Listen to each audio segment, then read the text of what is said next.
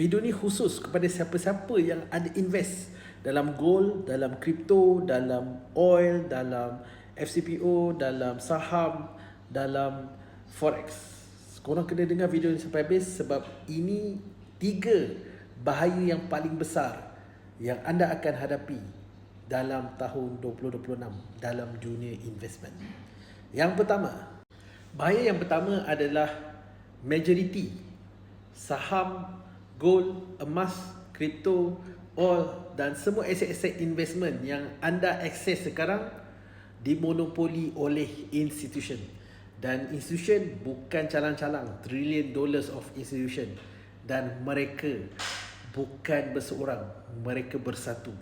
Jadi jika anda retailer duit tak banyak, duit sekadar bawah $1 juta nak lawan orang ni, yang tak boleh lah. Jadi korang kena ride the wave. Itu adalah bahaya yang pertama. Yang kedua, bahaya yang kedua yang anda akan hadap.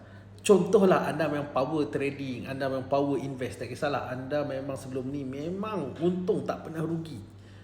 Tapi tahun 2026 ni sangat-sangat bahaya. Sebab tahun 2026 ni geopolitical tension dia berada pada tahap yang sangat-sangat ekstrim, sangat-sangat volatile dan sangat-sangat boleh bertukar anytime. Daripada ribut taufan tiba-tiba jadi pelangi, daripada pelangi tiba-tiba jadi ribut taufan balik. So itulah geopolitical tension yang anda akan hadapi 2026. Sebab tahun 2026 adalah tahun yang sangat-sangat volatile.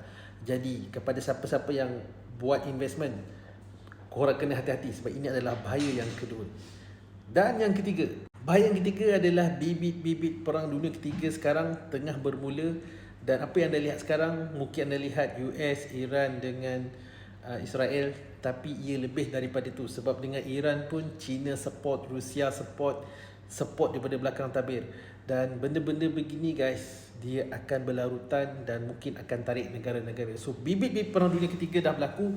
Jadi kita bagi contoh, semalam harga oil naik mendadak 35%. Hari Isnin naik, tiba-tiba jatuh balik 19%. Sebab apa? Sebab anda lihat Strait of Hormuz tutup, jadi semua panik and kesan dia dah nampak. So Sabtu dan Ahad market oil tak didagangkan, tapi di dalam yang centralized exchange macam crypto apa semua, diorang dagangkan. Hyperliquid pun dagangkan oil, dan oil ni sangat banyak. Bila market buka main sangat-sangat banyak. Kemudian selepas dapat umum bahawa Strait of Hormuz akan dibuka kecuali kepada Israel dan US, maka market jatuh balik 19%. Harga oil jatuh balik. So itulah bahaya yang ketiga yang korang akan lihat. Market sangat-sangat berubah, sangat-sangat laju, dan bibit-bibit peperangan ni dia akan sangat-sangat volatile lah, naik turun sebagainya. Jadi kalau korang nak rahsia, nak tahu bagaimana nak berjaya dalam dunia trading ni, tolong elakkan invest, tapi korang kena monitor betul-betul short term invest ataupun anda trading. Nak tahu cara nak trading, nak belajar cara nak trading, nak tukar mindset daripada investment kepada trading, korang boleh dapatkan e-learning.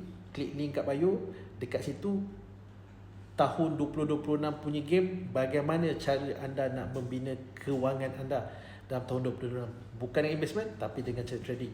Bagaimana cara trading? Tengok kat situ.